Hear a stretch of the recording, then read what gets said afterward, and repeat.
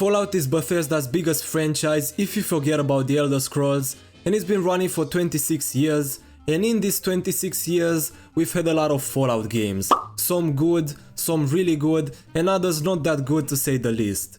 But the Fallout franchise didn't actually start with a game called Fallout or with Bethesda Studios. In 1988, Interplay Studios released a game called Wasteland that had the same basic idea as the Fallout series. You are a survivor that explores the remnants of the US after a nuclear war. In the mid-90s, the studio wanted to release a sequel to Wasteland, but because of a copyright clash with EA, they released a standalone game called Fallout in 1997. And this is where the Fallout series actually begins. The 1997 game has the same idea as the Fallout we know today. You are a survivor from a vault, in this game Vault 13, you explore the open wasteland and so on, but the execution was very different.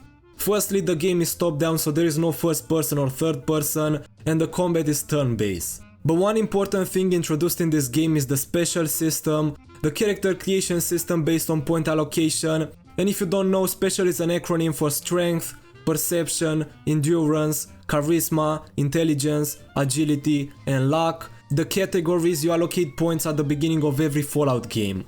The plot of the first Fallout is pretty simple.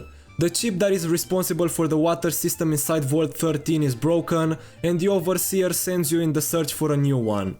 One thing that I found really interesting is that you have 150 in-game days to complete the main quest, otherwise you will fail it, which makes sense because the Vault Dwellers would eventually run out of water.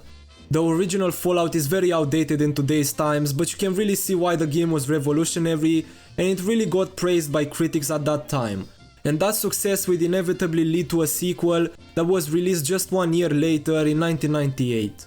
Fallout 2 builds on the foundation of the first game, and it adds a denser world filled with more settlements and NPCs, and also more pop culture references which now are synonymous with the Fallout games, but back then they were added just because the developers ran out of time, but they still felt that the world was a bit empty, so they just added weird Easter eggs. The main quest follows a descendant of the protagonist of the first game that is tasked with finding something called the Gek that apparently can create thriving communities out of nothing. The main antagonists of this game are the Enclave, and they gave us probably one of the best memes out of the entire franchise. Oh, lovely. They've sent me a moron. 2008's Fallout 3 came with the biggest improvement over the previous games, and is also the first game developed and published by Bethesda. 10 years after the previous game, Bethesda decided to buy the rights to the Fallout franchise, and that was the turning point that made the series what it is today. The game now has a massive 3D open world that players can explore at their will, and is also the first game that puts more emphasis on moral choices and player decisions. But the biggest deviation from the original games is the exploration. The world is massive and there are a lot of settlements and locations to discover, more NPCs that offer the player quests, plus the combat evolved from a turn-based combat style into a more dynamic and free one. The factions also play a bigger role in the game, the Enclave being again sort of the antagonists, and the Brotherhood of Steel being the savior of the people. The story follows a Vault 101 dweller from literally their birth in their quest to find their father after they leave the vault. Because after Fallout 3 Bethesda focused their entire attention on Skyrim, they contracted Obsidian to create the new Fallout game. Obsidian, interestingly enough, was founded by former employees of Black Isle Studios, which was the studio that helped develop the first 2 Fallout games, so they had previous experience with the Fallout series. And that really shows because Fallout New Vegas, which came out just 2 years after Fallout 3 in 2010, is a masterpiece. The game is built on the same engine as Fallout 3, so in terms of world and graphics they are the same. The story is very unique because for the first time, you don't play as a Vault survivor, but instead play as someone called the Courier, who after an almost fatal wound to the head, recovers and searches for the one who almost killed him for revenge. But the true charm of New Vegas is in the factions and the side quests. The conflict between the NCR and the Legion is so developed and deep, and choosing between the two of them is really difficult. Today, if you go on Steam and search for Fallout New Vegas, you can see that it has a 10 out of 10 rating, and for good reason, because this game is amazing.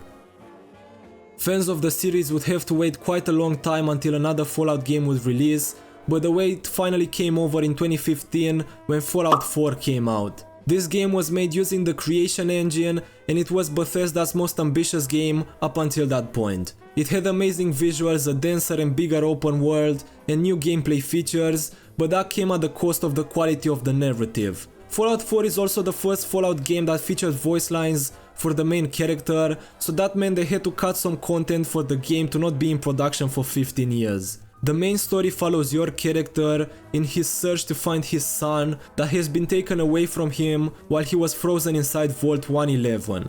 But still, this game is remembered pretty well, and not necessarily because it was really amazing, even though it's a good game, but mainly because of the failure of the next game in the franchise. Just 3 years later, in 2018, Fallout 76 came out, and if you were alive back then you surely know about this game. It had the most disastrous game launch in history, the game was barely playable, and it ruined Bethesda's name even to this day. It took a while for Bethesda to fix all the problems, but by then most people didn't want to play anymore because they were tired with all the bullshit and the controversies that this game had. Fallout 76 is also the first Fallout game that you can play in co-op mode with your friends, but again no one played it. Now, 5 years later, the game is pretty playable, but will forever be stained by the way it was released. As for what we know so far about Fallout 5, Bethesda said that they will start working on it after The Elder Scrolls 6 is released, so it's safe to assume that it's at least 7 years away. But if you liked the video, remember to like and subscribe, and tell me in the comments which Fallout game is your favorite. Mine is with no doubt Fallout 3, because it was the first game of the series that I played, so it will forever have a special place in my heart. But I will see you soon, goodbye.